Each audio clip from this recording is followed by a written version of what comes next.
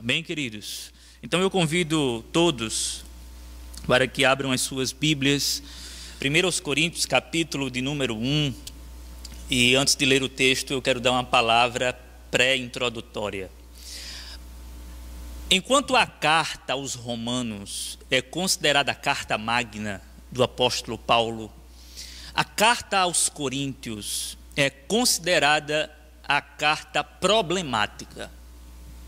A carta aos Romanos é considerada a carta magna, porque na carta aos Romanos nós encontramos, quando nós lemos o texto, e aí salta aos nossos olhos as doutrinas da graça. De maneira extraordinária, nós percebemos as doutrinas da graça, justificação pela fé, salvação pela graça somente, a eleição incondicional, eleição soberana da parte de Deus. Então, a carta aos Romanos é considerada pelos estudiosos a carta magna.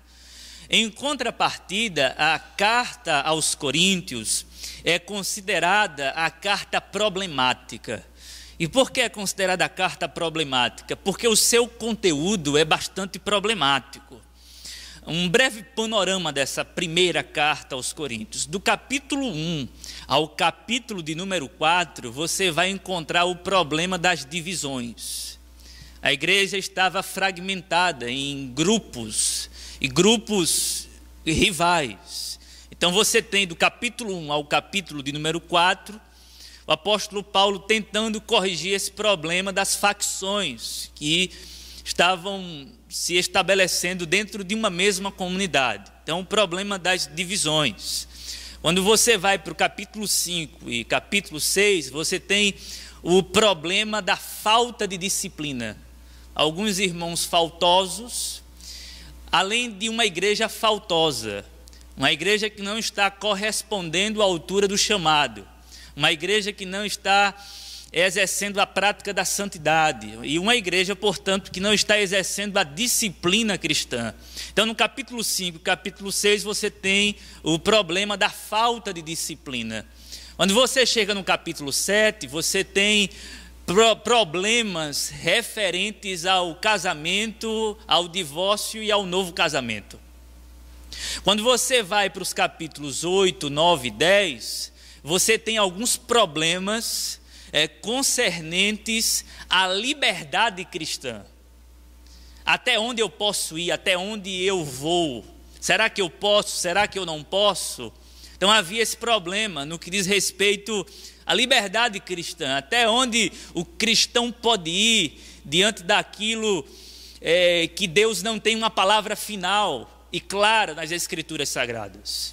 Então havia esse problema entre os irmãos. Capítulo 11, 12, 13, 14, você tem um problema crônico litúrgico.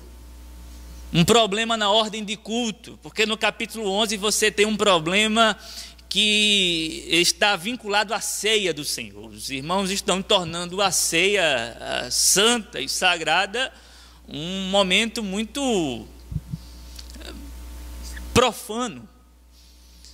Capítulo 12, 13 e 14, os capítulos 12, 13 e 14, você tem um culto bagunçado, não apenas em razão da ceia, no capítulo 11, mas em razão da má administração dos dons espirituais. Os irmãos não estavam sabendo administrar os dons espirituais, e a liturgia, o culto estava uma bagunça.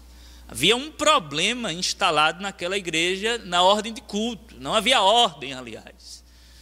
Quando você chega no capítulo de número 15, você tem um problema de natureza teológica. Os irmãos estão aderindo, provavelmente, segundo Calvino, uma heresia, ou se você preferir, um erro teológico, um equívoco teológico sobre a ressurreição. Os irmãos estavam aceitando a ideia de que os crentes não ressuscitam. O nosso corpo não vai ressuscitar, isso é conversa fiada. Embora advogando a tese de que Cristo ressuscitou dentre os mortos. E aí o apóstolo Paulo vai usar de uma lógica. Se vocês acreditam que Cristo ressuscitou dentre os mortos, então é bem provável que nós também ressuscitaremos. Ele é a primícia dos que dormem, e se ele ressuscitou, nós também. Agora, se ele não ressuscitou, tudo bem, mas ele ressuscitou. Então o apóstolo Paulo vai tratar desse problema. Então o que é que nós temos diante de nós, irmãos? Nós temos uma igreja problemática. E nós temos a ligeira impressão que essa igreja é bem parecida com a igreja evangélica brasileira atual. De tal maneira que a carta se torna muito relevante. Quando você lê a carta, parece que o apóstolo Paulo está escrevendo a carta à igreja brasileira evangélica atual. De modo que essa carta ela é muito relevante para a saúde da igreja evangélica de hoje.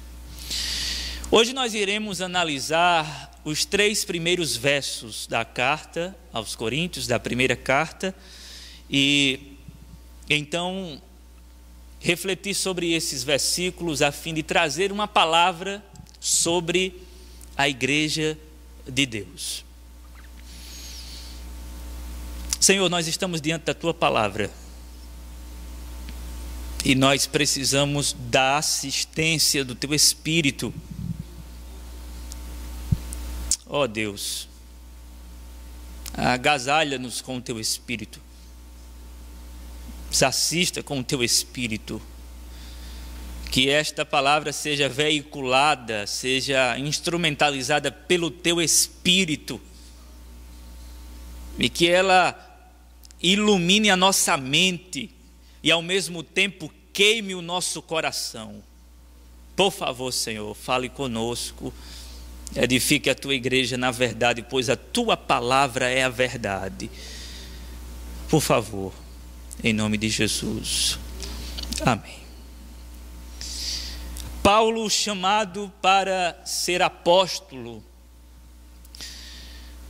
pela vontade de Deus. Irmãos, antes de prosseguir a leitura, preste bastante atenção nisso aqui. Paulo comumente abre a sua apresentação em suas epístolas fazendo uma apresentação da sua autoridade apostólica. É comum você encontrar Paulo abrindo as suas cartas dizendo Paulo apóstolo. Por exemplo, na carta aos Gálatas você encontra a mesma coisa, Paulo dizendo antes de qualquer coisa que é apóstolo. E é interessante que as razões são as mesmas, tanto em Gálatas como aqui em Corinto. Mas olhando para esse contexto aqui de Corinto, é muito importante nós entendermos a força dessa expressão e a força que essa expressão tem aqui nesse contexto, porque quando Paulo se apresenta como apóstolo de Jesus Cristo pela vontade de Deus, essa iniciação, essa abertura, essa introdução é muito significativa e é muito importante porque na igreja de Corinto, alguns irmãos haviam formado tribunais humanos que estavam prontos para julgar a credencial apostólica de Paulo. Alguns irmãos estão suspeitando que Paulo é um impostor. Paulo não é apóstolo. É tanto que no capítulo 15, por exemplo, ele vai dizer que é como um abortivo. Mas os irmãos estão colocando em suspeição. Os irmãos estão suspeitando da autoridade apostólica de Paulo. E isso é muito grave, porque suspeitar da autoridade apostólica de Paulo coloca por terra tudo aquilo que ele diz em nome de Jesus. Porque, amados, o que é um apóstolo, ou o que era um apóstolo? Falando de maneira simples, um apóstolo era semelhante a um embaixador que servia como porta-voz de um determinado rei, para comunicar a mensagem do rei em qualquer lugar. Então, está aqui Paulo dizendo ser apóstolo pela vontade de Deus. Ele está dizendo: eu não sou um impostor, eu fui chamado por Deus para ser apóstolo. O que eu estou trazendo não é palavra minha, o que eu estou trazendo é palavra do Senhor para a vida de vocês. A mesma autoridade, por exemplo, que um profeta do Antigo Testamento tinha, que precedia a sua mensagem pela expressão assim diz o Senhor. A mesma autoridade o apóstolo Paulo tinha, ou os apóstolos tinham, quando eles se levantavam e se colocavam diante do povo para ministrar a palavra de Deus. E aí, amados, qual é a relevância prática? Desde já, diante disso que nós lemos e entendemos e acabamos de discernir, nós não estamos aqui diante de um texto que caducou. Nós não estamos diante de um texto irrelevante.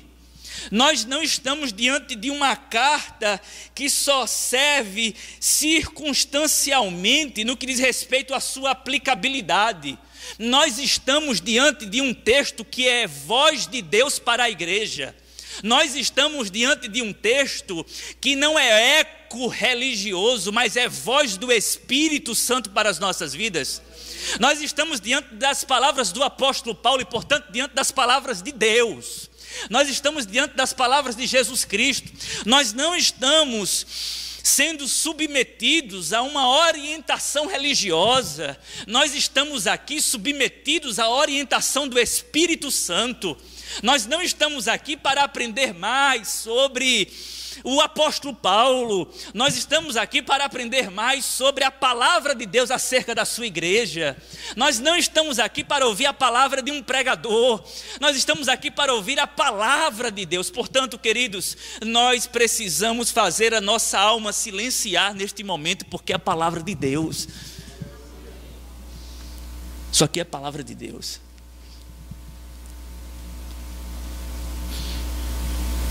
Hoje nós vivemos um fenômeno onde em cada esquina tem alguém se levantando em nome de Deus. E não são poucas as pessoas que se reúnem em torno dessas pessoas que se levantam em nome do Senhor. Com falsas promessas, com palavras vazias, sem poder do Espírito, mas por meio de uma voz aveludada e através de um tom de ameaça, e colocando assim diz o Senhor antes de qualquer coisa, intimidando as pessoas, quando no entanto Deus não está falando absolutamente nada. Amados, eu não estou descartando a possibilidade de Deus falar conosco fora disso aqui. Deus pode falar conosco pessoalmente, sim. Eu acredito que Deus pode, numa conversa, falar comigo. Mas eu entendo que a fonte absoluta, infalível e segura é o texto sagrado. Quando nós abrimos essa palavra, nós estamos prontos para ouvir a palavra de Deus. É por isso que eu piro, e eu surto, e eu enlouqueço, quando eu escuto o que eu escutei um dia desse, uma irmã dizendo: a palavra foi uma bênção, o pastor não precisou nem abrir a Bíblia.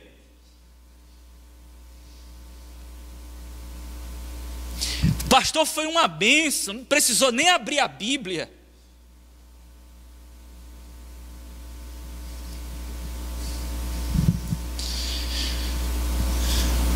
Isso aqui é a voz de Deus, amados. Isso aqui é a palavra do Senhor. Paulo, chamado apóstolo de Jesus Cristo, pela vontade de Deus. E o irmão Sóstenes, esse irmão Sóstenes vai nos servir daqui a pouco. A igreja de Deus que está em Corinto, aos santificados em Cristo Jesus, chamados para ser santos com todos os que em todo lugar invocam o nome de nosso Senhor Jesus Cristo, Senhor deles e nosso. Graça e paz seja convosco, da parte de Deus, nosso Pai, e de nosso Senhor Jesus Cristo. Meus amados, o versículo de número 1 e o versículo de número 3 vai assessorar o versículo de número 2, que é o coração dessa porção textual que vai ditar o ritmo da nossa reflexão. Eu quero ser bem direto, eu quero trazer uma palavra sobre a Igreja de Deus. E eu quero trazer um esboço bem simples, com algumas considerações verdadeiras, com algumas verdades sobre a Igreja de Deus. Observe que o apóstolo Paulo, no versículo de número 2, ele diz: a Igreja de Deus. A Igreja de Deus que está em Corinto. Então eu quero trazer uma palavra e algumas considerações dentro dessa palavra sobre a Igreja de Deus. A primeira consideração que eu gostaria de fazer, e eu vou colocar todas as considerações na negativa. Isso não é uma recomendação homilética, certo? Um bom homileta não vai recomendar que coloque a sentença na negativa, mas eu vou colocar, quebrando essa regra, a fim de chamar a atenção de vocês ainda mais para o que eu estou querendo comunicar. A Igreja de Deus não é politicamente correta.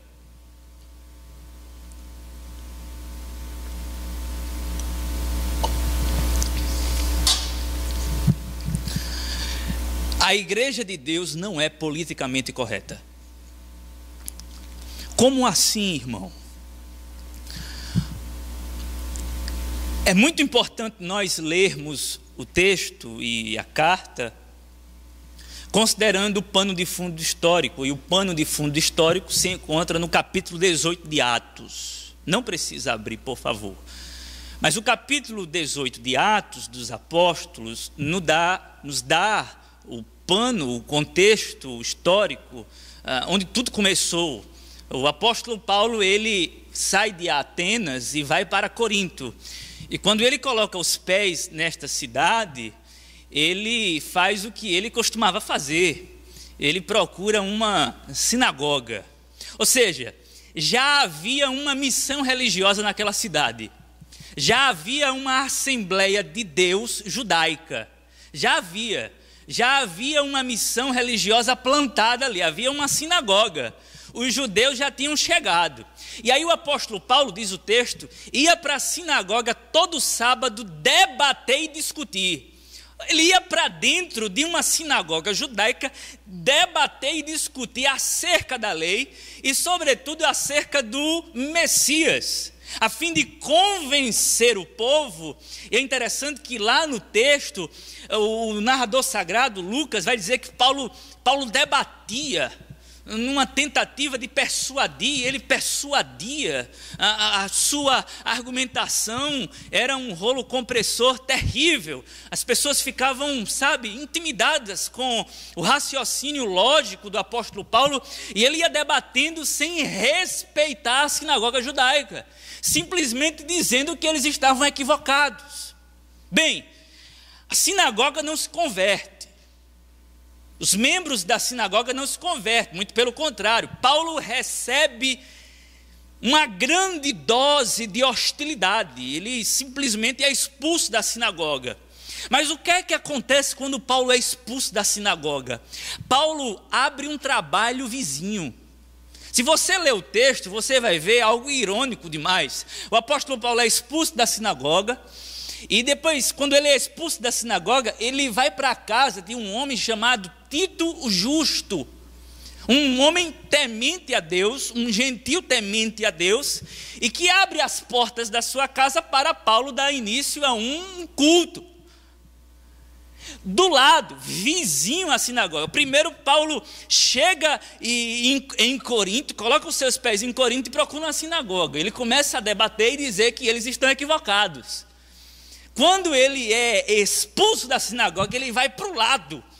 E juntinho, colado com a sinagoga, ele abre um espaço para pregar o evangelho. Então imagine, você tem uma sinagoga e de um lado uma igreja evangélica. Para completar a tragédia provocada pelo apóstolo Paulo, o presidente da sinagoga crê em Jesus e leva toda a sua família para o trabalho do lado. A sinagoga então fica sem um líder. Provavelmente Sóstenes assume, esse Sóstenes que aparece aqui no versículo de número 1. Provavelmente o que era o vice-presidente, que tinha uma ambição para ser presidente da sinagoga, assume. Mas Crispo, que era o presidente da sinagoga, ele leva toda a sua família para a casa ao lado e começa a cultuar a Jesus Cristo, esse ressurreto. E o apóstolo Paulo, em momento algum, diz: não, volte para lá, porque eu não quero problemas. Não, volte para a sinagoga, porque não, venham para cá, aqui está pregando a verdade, é aqui mesmo, aqui é lugar da verdade, aqui é o lugar do evangelho. Percebe, irmãos, que a igreja de Deus não respeitou.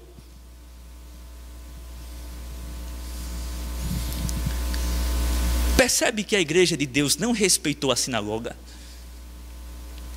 Ela chegou graçando tudo. Uma família inteira foi tirada da sinagoga. Eles perdem em número.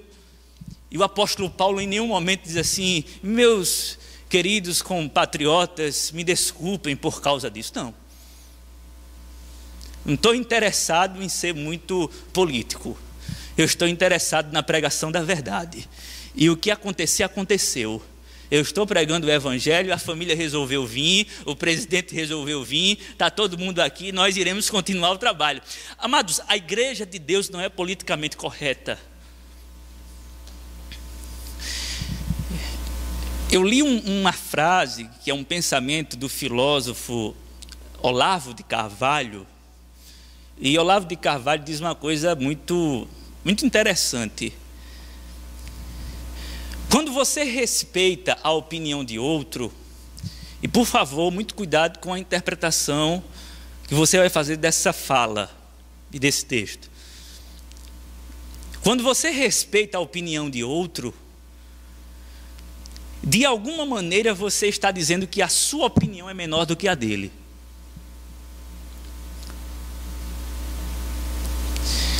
Nós temos o costume, nós que somos pós-modernos, nós temos o costume de dizer o seguinte: nós respeitamos a opinião de todo mundo.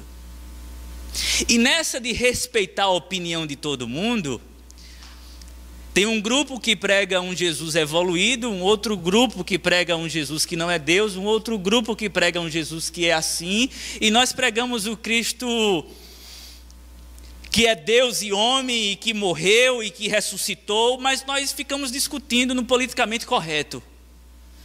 E todo mundo fica com a sua opinião, todo mundo fica com a sua ideia, porque nós devemos respeitar as opiniões. E nessa de devemos respeitar as opiniões, nós somos tão educados que temos medo de magoar.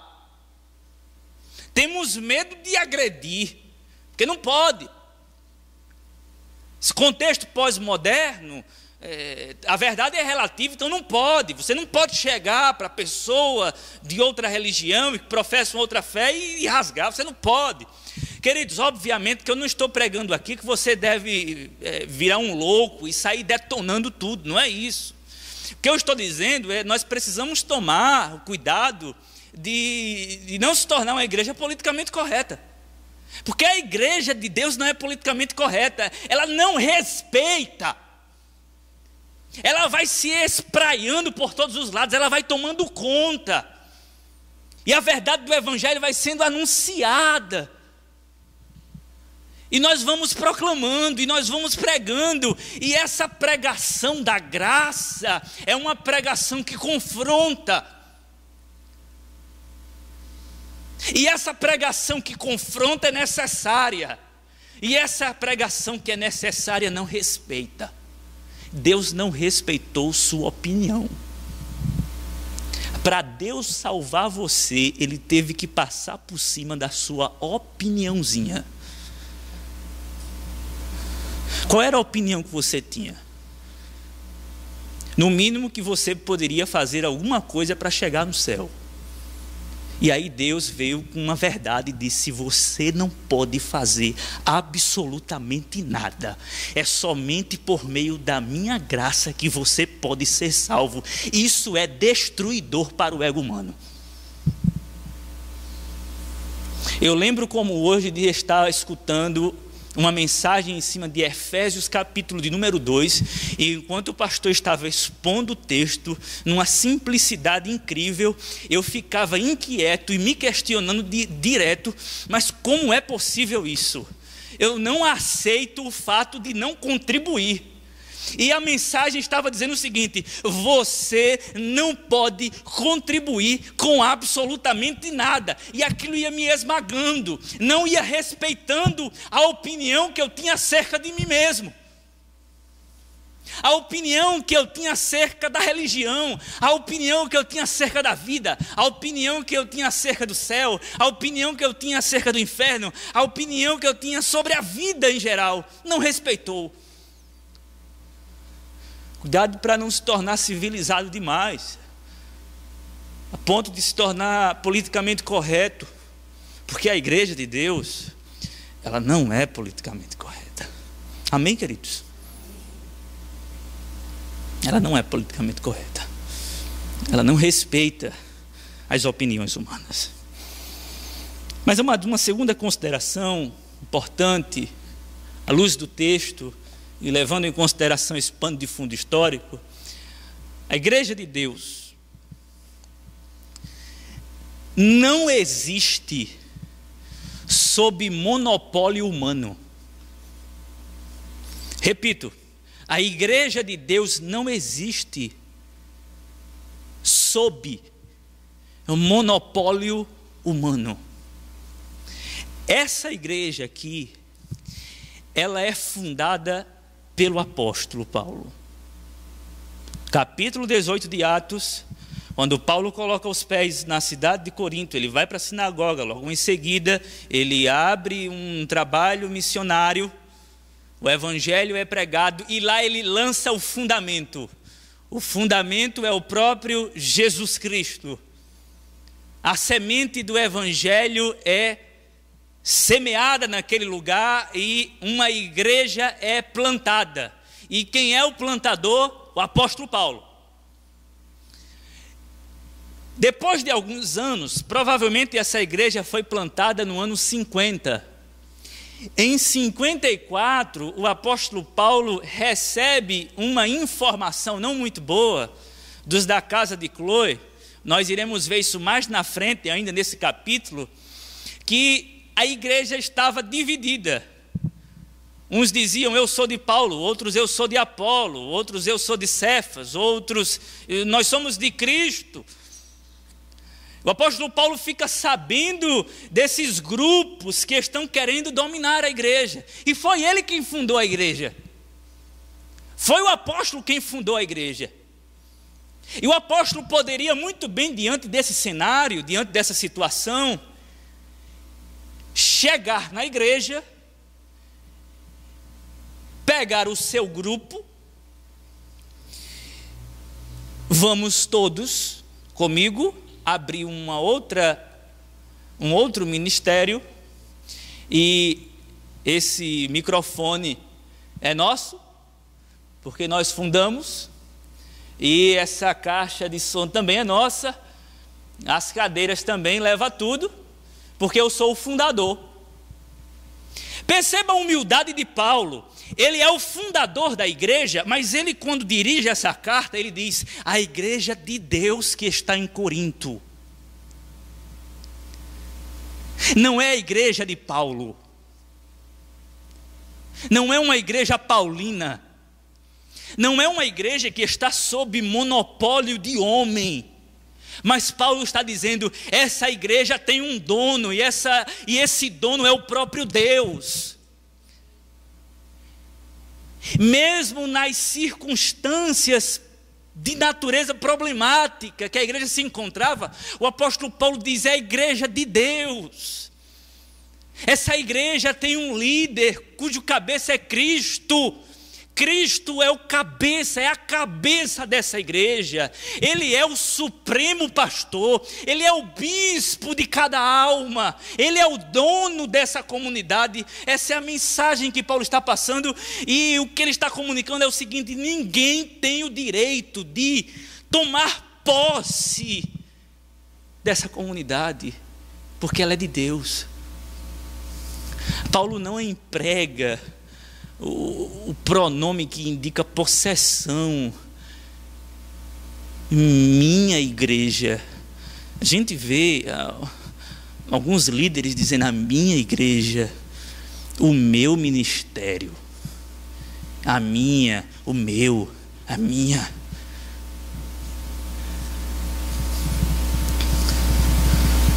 Essa igreja é de Deus, queridos. Certamente essa igreja teve um fundador, certamente essa igreja teve alguém que regou, e certamente essa igreja está prosperando através de alguém que é cooperador também, e que está cooperando. Mas quem faz essa igreja prosperar é aquele que plantou essa igreja. E quem foi que plantou essa igreja? Foi o próprio Deus. Deus é o plantador dessa igreja. E é importante aqui, amados, nós pontuarmos o seguinte: vamos entender que quando eu falo de igreja de Deus, eu não estou com a intenção de separar a igreja de Deus da igreja instituição. Ultimamente eu estava refletindo sobre isso, porque quando eu falo em instituição, eu estou me referindo a uma tradição humana que está por trás, e a um sistema humano que está por trás. E há uma briga sobre isso. A igreja, o sistema e a igreja de Deus. Ok, eu entendo muito bem essa dicotomia, mas eu acho uma discussão tola. Porque a igreja de Deus, que é o corpo invisível de Cristo, que está espalhado por toda a face da terra, ela não vive fora desse sistema. Porque a igreja de Deus, ela é servida pelo sistema humano. Então eu não vejo a necessidade de fazer esse tipo de dicotomia extrema. Nós precisamos separar uma coisa da outra, sim. Entender que igreja e instituição não é a igreja que Deus escolheu. Mas precisamos entender que a igreja que Deus escolheu está dentro da instituição essa que deve servir a igreja e não mandar na igreja. Eis aqui a grande diferença. O que nós estamos vendo é a instituição religiosa mandando na igreja de Deus. Líderes que estão à frente de instituições evangélicas, religiosas, mandando na igreja, monopolizando a igreja, comandando a igreja. Enquanto deveria ser o contrário, a igreja de Deus deve mandar no sistema humano, a fim de que o sistema humano sirva a igreja de Deus. Isso aqui é um sistema. E esse sistema deve servir a igreja de Deus, como está servindo a igreja de Deus. E Deus usa esse sistema humano não para conduzir a igreja de Deus, mas apenas para abençoar a igreja de Deus. A igreja de Deus, de modo que nós precisamos olhar para o sistema como sendo uma bênção para a igreja de Deus. Precisamos denunciar qualquer tipo de suspeita de monopólio a partir do sistema, mas ao mesmo tempo devemos incentivar o sistema a servir a igreja de Deus, porque a igreja é de Deus. Amém, queridos? E dentro desse ponto eu gostaria de trazer algo bem simples, um conselho bem prático para nós. Tem muita gente hoje vivendo debaixo de um jugo, debaixo de um monopólio, debaixo de um sistema religioso humano, onde falsos pastores, que não são pastores e que são impostores, estão aprisionando ovelhas do Senhor. E nós temos a responsabilidade, sabendo nós que a igreja é a igreja de Deus, não apenas de denunciar, Essa turma que se coloca no pedestal para mandar na igreja, mas ao mesmo tempo temos a responsabilidade de orientar cada irmão, dizendo que cada irmão é sacerdote dessa igreja de Deus. Porque vem aquela história fiada: não mexa com o ungido do Senhor. Não toque no ungido do Senhor, um pseudo ungido que ungiu-se a si mesmo e que se tornou um imperador e que está imperando sobre aquela igreja, e os outros irmãos vivem naquela dependência espiritual, dependência de oração, dependência de tudo, e o pastor vai sugando tudo de todo mundo, e as pessoas vivem debaixo desse jugo pesado, e nós temos a responsabilidade de dizer que cada irmão é sacerdote dessa igreja. Porque, amados, nós somos um povo que se constitui sacerdócio real, de modo que cada um aqui é ungido de Deus, de sorte que, se mexer com você, mexeu com Deus. A questão é: não mexa no pastor, não mexa em cada crente dessa igreja, porque cada crente dessa igreja faz parte da igreja de Deus, e cada um é sacerdote do Senhor, e se mexer no menor que tem aqui dentro, vai mexer com o ungido de Deus. É a igreja do Senhor, e essa igreja do Senhor não está sob monopólio humano. Mas em terceiro lugar, queridos, a igreja de Deus, ela não conhece inviabilidade de missão. A igreja de Deus que está em Corinto, essa expressão é espantosa, porque quando você estuda o contexto de Corinto, no mínimo você se assusta com a cidade. Um resumo bastante básico: uma cidade altamente sexualmente promíscua, entregue às paixões mundanas, uma cidade devassa e uma cidade altamente violenta e que não respeitava os direitos humanos. E uma cidade totalmente dominada pela religiosidade fanática e pagã. E era uma mistura naquela cidade de promiscuidade sexual com religiosidade. Havia um monte naquela cidade de 560 metros, e era lá em cima, ficava a Acrocorinto. A Acrocorinto acampava um templo dedicado à deusa Afrodite. A deusa Afrodite, a deusa do sexo, do prazer. E segundo os historiadores, mais de 1000 sacerdotisas serviam ao templo. E no crepúsculo, elas desciam monte abaixo para oferecer os seus corpos, a fim de praticar sexo ilícito de toda sorte com aqueles que estavam trafegando em Corinto, já que era uma cidade portuária. A cidade ficava num istmo, num pedaço de terra, cercada por mares, e qualquer um que viesse do Oriente tinha que passar por Corinto para ir para o Ocidente. Então havia um tráfico muito grande de pessoas, e era uma colônia romana na época, e sendo uma colônia romana na época, Roma investiu muito, bastante, naquela cidade para que ela se tornasse uma cidade do prazer. Corinto se tornou uma cidade do prazer. É tanto que quem ia para Corinto costumava sempre conjugar o verbo corintianizar. Quando alguém estava prestes a ir a Corinto, dizia o seguinte: vamos corintianizar. Corintianizar era equivalente a vamos pecar. vamos satisfazer as nossas paixões. A cidade, irmãos, era uma cidade absolutamente tomada pela promiscuidade sexual e mergulhada numa religiosidade pagã. O apóstolo Paulo chega naquela cidade de terreno altamente escorregadio e ele olha e ele não vê dificuldade para plantar uma igreja ali. Porque a igreja de Deus, ela não encontra inviabilidade de missão. Não tem um lugar onde a igreja de Deus não possa colocar os seus pés.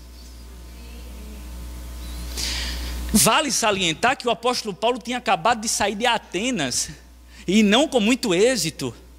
E ele está, como alguns sugerem, deprimido. Tanto que se você ler o capítulo 18 de Atos, você vai ver que é necessário Deus encher o espírito do apóstolo de ânimo e de coragem, dizendo o seguinte: Paulo, continue pregando a palavra que eu não vou deixar ninguém tocar em você dessa vez. Ele estava tão tão exausto, tão cansado de apanhar, que o Senhor tem que visitá-lo em revelação e dizer: Paulo, pode pregar que ninguém vai tocar em você. E aí ele se enche de ânimo e vai pregar a palavra, e prega a palavra de maneira ousada, e uma igreja nasce naquele lugar inóspito à verdade do Evangelho.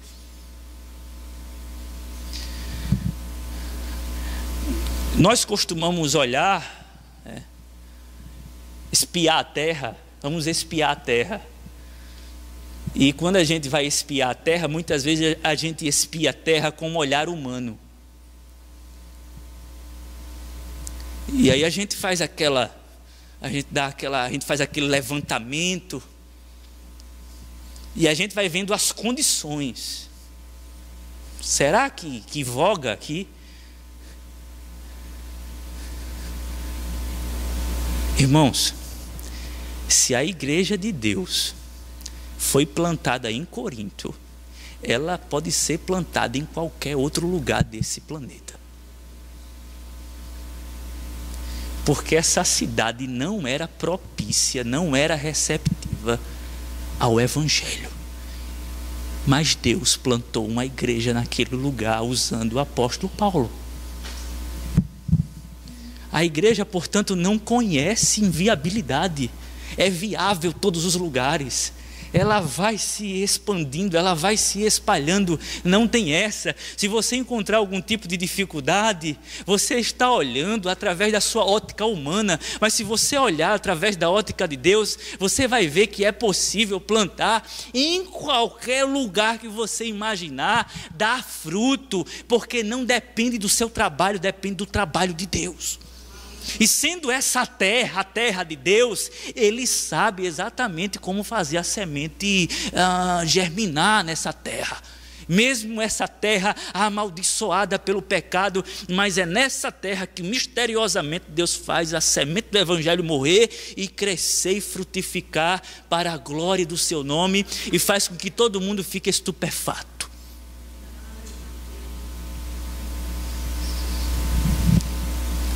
A igreja de Deus não conhece inviabilidade. Então, por favor, um conselho: não seja incrédulo. Não diga que não vai dar certo, porque não depende de você não, meu amado. Não diga que não vai funcionar, porque não depende de nós, queridos. Depende do próprio Deus. Não seja incrédulo. Não pergunte a Deus se Ele pode preparar um banquete nesse deserto. Não faça isso não, porque Deus se ira. Assim como Ele se irou contra a incredulidade do povo no deserto, quando o povo perguntou: porventura poderá o Senhor nos preparar uma mesa nesse deserto? Porque não é possível. E isso inflama a ira de Deus. Irmãos, olhe para você. Se Deus alcançou você, se a semente entrou nesse seu coração, ela pode entrar em qualquer outro coração. Se o evangelho alcançou você, não diga que não há salvação para aquela pessoa, porque você era pior e o evangelho alcançou. Não duvide da soberania graciosa de Deus, pelo amor de Deus. Faça isso não, porque isso é uma afronta à graça soberana de Deus, porque a missão do Senhor, e a missão é dele, não conhece inviabilidade. Amém, queridos? O tempo está se esgotando, mas um pouquinho de paciência. Quarta consideração, queridos: a igreja de Deus, ela não é composta de gente perfeita.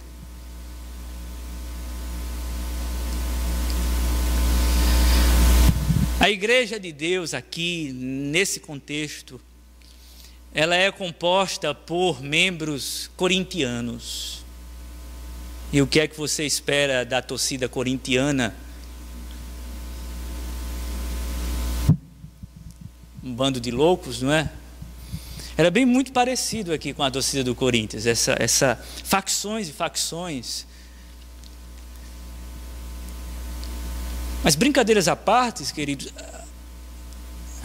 essa igreja, o apóstolo vai dizer o seguinte: a igreja de Deus que está em Corinto, aos santificados em Cristo Jesus, chamados para ser santos. Paulo não diz aos perfeitos, mas aos que foram alvos da graça santificadora do Espírito e que foram chamados para ser santos. A única coisa que o apóstolo Paulo está dizendo é o seguinte: vocês foram separados de uma consciência mundana, e agora vocês conseguem discernir o meu propósito e, portanto, viver uma nova vida e viver em novidade de vida. Agora, isto não significa que estes irmãos eram perfeitos. Até porque, queridos, a gente vai se assustar. Nós iremos nos assustar mais na frente com essa igreja. É tanto que, se você tirar os 9 primeiros versos dessa carta e começar a ler do versículo 10, você não encontra uma igreja de Deus. Você encontra uma sinagoga do diabo, no mínimo. Se não for esses versículos iniciais, nós não iremos concluir que essa igreja é de Deus. O apóstolo Paulo, ele abre o texto muito positivamente, olhando a partir de uma perspectiva divina. Ele sabe dos problemas que pairam ali naquela igreja, e ele é sabedor de alguns pecados. Ele vai falar mais na frente. Mas mesmo assim, o apóstolo Paulo diz que é a igreja de Deus. A igreja de Deus não é a igreja de Deus quando ela é composta por gente aparentemente perfeita. E aí eu queria fazer uma consideração bastante prática aqui. Por favor, não se apresse em emitir um julgamento negativo antes do tempo.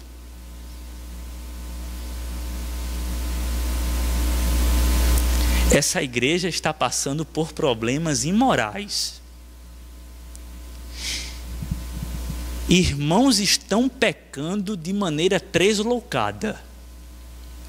Mas o apóstolo Paulo, ele não chega abrindo a sua carta, condenando a igreja, dizendo que a igreja não é de Deus.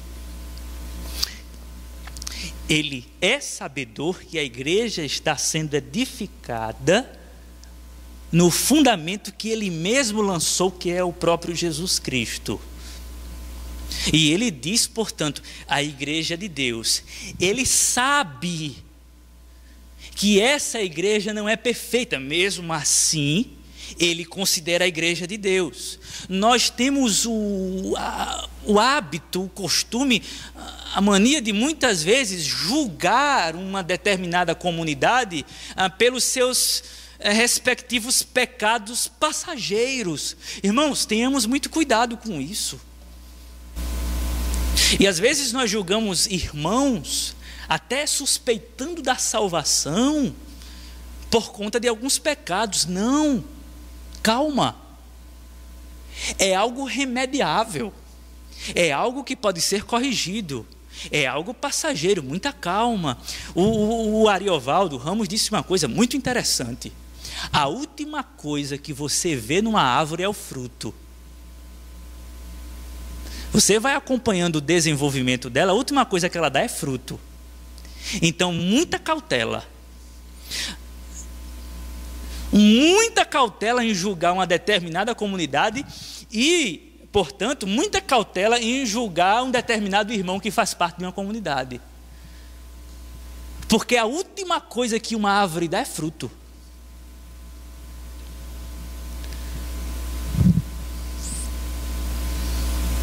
E às vezes a gente fica com uma exigência exacerbada, exagerada e muitas vezes diabólica, olhando para a vida de uma comunidade, ou olhando para a vida de alguns irmãos e emitindo sentenças. Mas o apóstolo Paulo olha para a vida dessa igreja que está vivendo não conforme a graça, porque eles não estão respondendo à altura. É tanto que o apóstolo vai dizer que a igreja está muito parecida com uma creche. Em outras palavras, vocês são meninos. Vocês dão trabalho demais, é uma creche. Mas o apóstolo Paulo não diz que eles são do diabo. O apóstolo Paulo diz igreja de Deus, igreja de Deus. Vocês são de Deus. Eu lembro de uma história rápida do Brennan Manning, quando ele conta em seu Evangelho Maltrapilho. Não é um evangelho apócrifo, é um livro. No Evangelho Maltrapilho, o Brennan Manning, que foi um padre e depois se tornou um pregador do Evangelho, mais na frente, e que teve uma vida muito oscilante e claudicou muito em sua fé, mas depois ele morreu bem, eu acho.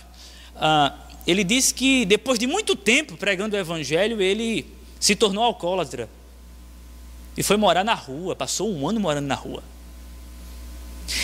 Depois de um ano, e depois de ser restaurado pelo Senhor, uma senhora se aproximou dele e disse: Brennan, me diga uma coisa, como foi que você, depois de ter conhecido a Jesus, depois de ter pregado sobre Jesus, se tornou o que você se tornou? Um homem vivendo na rua, entregue ao álcool.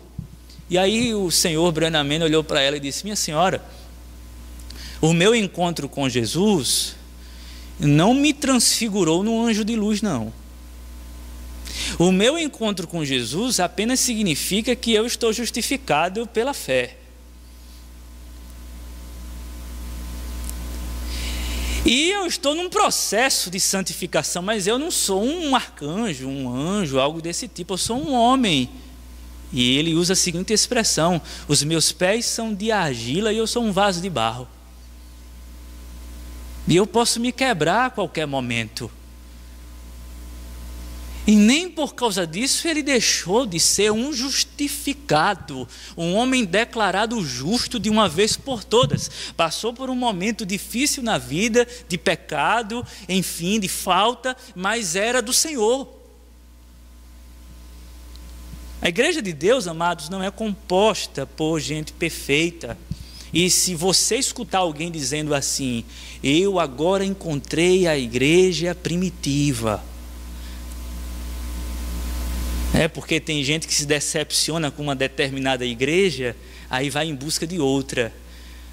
Aí teve uma irmã que chegou para um pastor e disse: pastor, agora encontrei a igreja primitiva.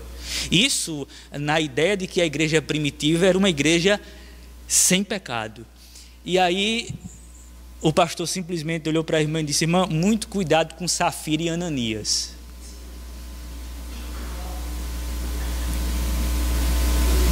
Muito cuidado. A igreja primitiva tem Safira e Ananias.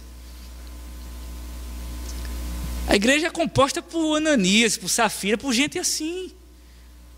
Por gente como você, gente como eu, gente que está num processo de santificação, que no final das contas vai chegar num amadurecimento completo e nós seremos a semelhança do varão perfeito que é Jesus Cristo. Mas enquanto isso, nós estamos lutando o tempo todo contra a nossa natureza pecaminosa.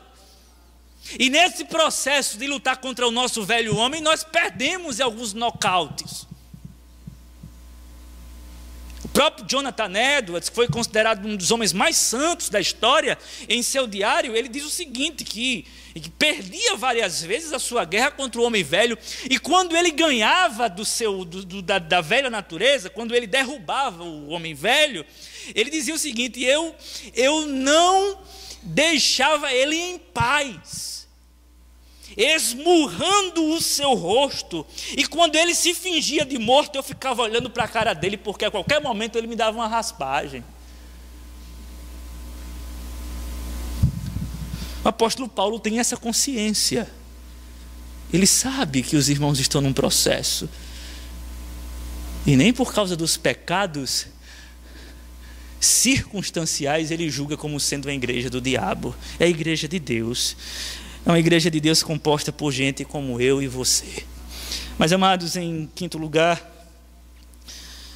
a igreja de Deus não é corintiana. Essa sentença, ela é proposital, até para tirar uma brincadeira, porque a igreja de Deus está aqui em Corinto, nesse contexto da cidade de Corinto. Ela também não é São Paulina não, viu? Não é de Paulo não. Mas ela não é corintiana. Isto significa que ela é universal. Ela é católica. A catolicidade da igreja está clara aqui.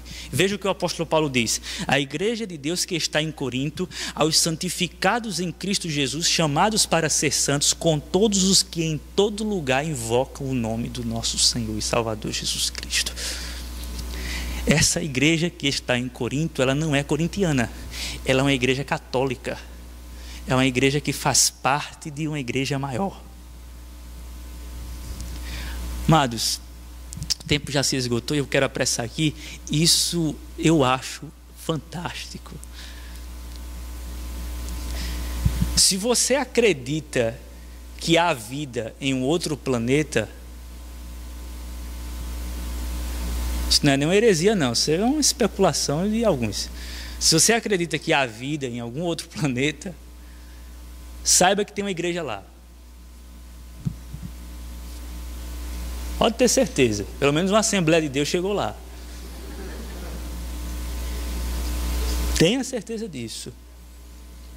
Porque, irmãos, a igreja do Senhor, ela é católica, ela é universal. Ela abrange todo o planeta, toda a terra. Há crente em Cristo Jesus por toda parte. A igreja de Deus, ela não está reduzida a uma geografia, mas ela ocupa todo o planeta. Há eleito em todos os lugares.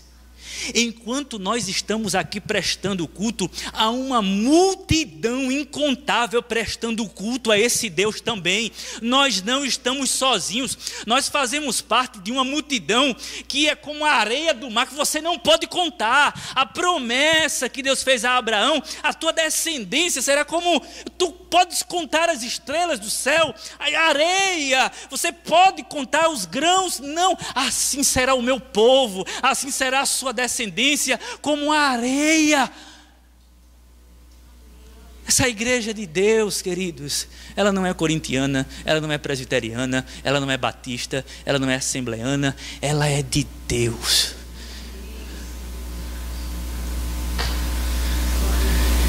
E isso deve nos incentivar, e aqui cabe uma aplicação prática: pregue o evangelho em todos os lugares.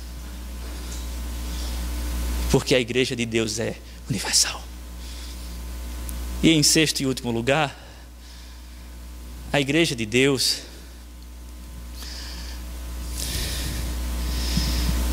ela não é alienada do mundo. Eu quero encerrar aqui, o horário já se esgotou. Perceba que o apóstolo Paulo diz assim: a igreja de Deus que está em Corinto. A igreja de Deus não é extraterrestre. A igreja de Deus vive em Corinto. E viver em Corinto é viver entre judeus e gentios. Viver em Corinto é viver entre sacerdotisas prostitutas e romanos burgueses. Viver em Corinto é viver entre homossexuais de plantão e ladrões salteadores. Era uma cidade perversificada. E está lá uma igreja, não vivendo suspensa nos ares, mas em Corinto.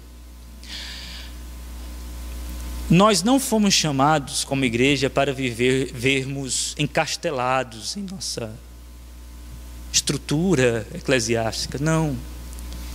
Porque somos sal da terra e esse sal da terra se esfrega nessa terra de uma maneira exagerada. E nós fomos chamados para ser sal fora do saleiro. Tem crente que não entendeu a proposta do evangelho e da missão evangélica e da igreja e que diz assim: se eu pudesse eu vivia dentro da igreja. Porque aqui é bom demais, é muito bom escutar louvores, ouvir louvores que me conduzem a uma adoração, escutar uma palavra, ainda que seja desafiadora, mas é uma palavra de graça. Ouvir a palavra, isso é um momento de comunhão, isso é um momento insubstituível. É um momento insubstituível, nada substitui o nosso culto coletivo. Esse momento aqui é singular, mas daqui a pouco nós iremos para os lobos,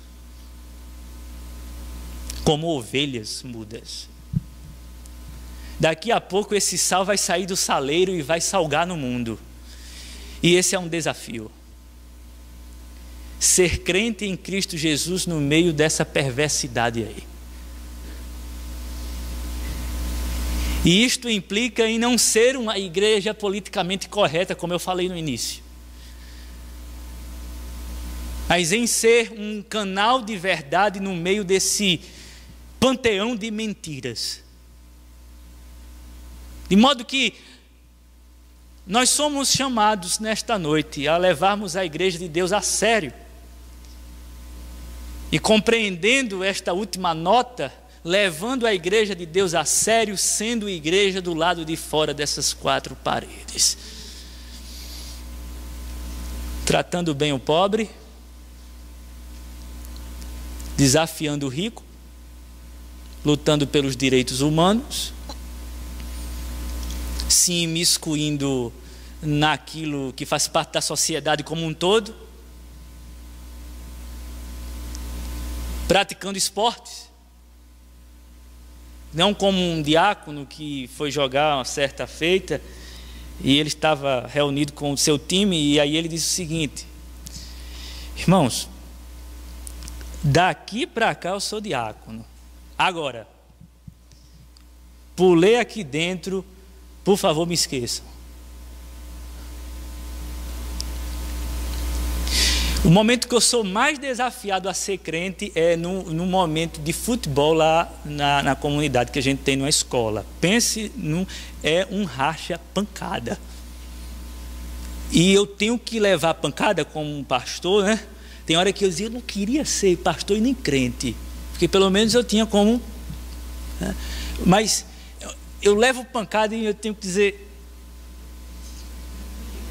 nada não. E eles ficam se pegando e eu tenho que ficar pacificando, calma, calma, é só uma brincadeira isso aqui. Mas ao mesmo tempo irado por dentro.